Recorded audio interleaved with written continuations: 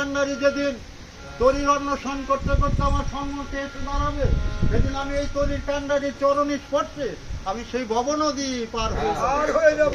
তুমি আমাকে মিশামিশি দোষী ভাব করছো। আমি কেন সীতাকে হরণ করে এনেছি তাহলে শুনে যাও। আমি সাধে কি হরেছি শীতে গো,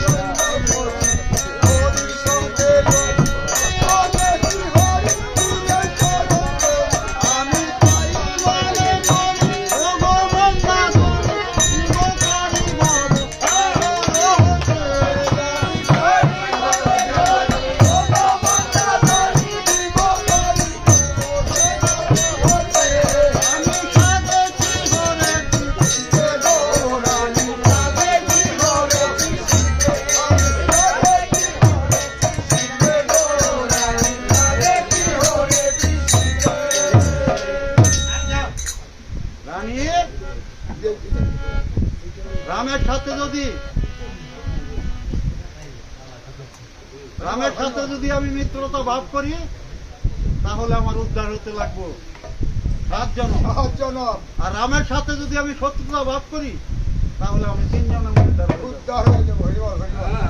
রানী শত্রু ভাবে যখন এসেছি, শত্রু ভাবে এসব আমার মতো শত্রুতা করতে পারি না। আমরা রাবণ কুম্ভকর্ণ, আমরা ছিলাম স্বর্গের দ্বারী, আমাদের নাম ছিল দয়ার বিজয়। একদিন নারায়ণ ঠাকুর বলেছিল এই মুহূর্তে আর গেট খুলবে না কেউ আসলে। তখন 2 জন ব্রাহ্মণ এসেছিল, ব্রাহ্মণ এসে বলেছিল এই তোমরা এই গেট খুলে দাও। তখন আমরা বলেছিলাম যে প্রভুর নিষেধ, আজকের গেট খোলা যাবে না। তখন বলতে কি আমরা এখানে নারায়ণের পূজা অর্চনা সবকিছু করি, গেট খুলবি না? গেট খুলে দাও। তখন বলছে না, গেট খোলা যাবে না। তখন আমাদের দুবাইকে অভিশাপ দিয়েছিল, তোরা যখন গেট খুললি না, তোরা মত্তা দামে গিয়ে রাক্ষস কুলে জন্মগ্রহণ কর। তখন বলেছিলাম, ঠাকুর আমাদেরকে কি কথা কও, তোমরা কথা কবার ওকে হরিবল হরিবল।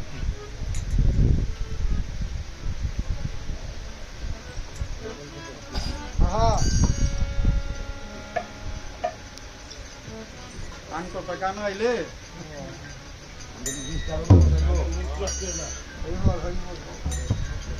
তখন আমাদেরকে বলেছিল, তোমরা যদি শত্রু ভাবে যাও তাহলে 3 জন আবার এখানে আসতে পারবে।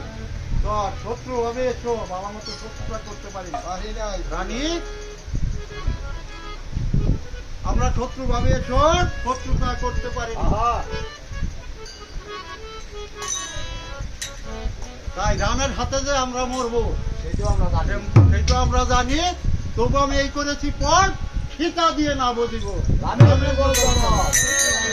আর এদিকে রাজাকে কবর দিতে না পেরে রানী মন্দাধরী কি করেছে, অন্তঃপুরে অপমান করেছে। আর রাবণ রাজা বলছে 3.5 উৎসাহ আমার রণদেবী রথখানা সাজাত, আমি যুদ্ধে যাত্রা করিব। এখন একেতে রাক্ষস সারথী রাজা আজ্ঞা পেল, হীরামন মানিককে দিয়ে রথ সাজাইতে কেমন ভাবে।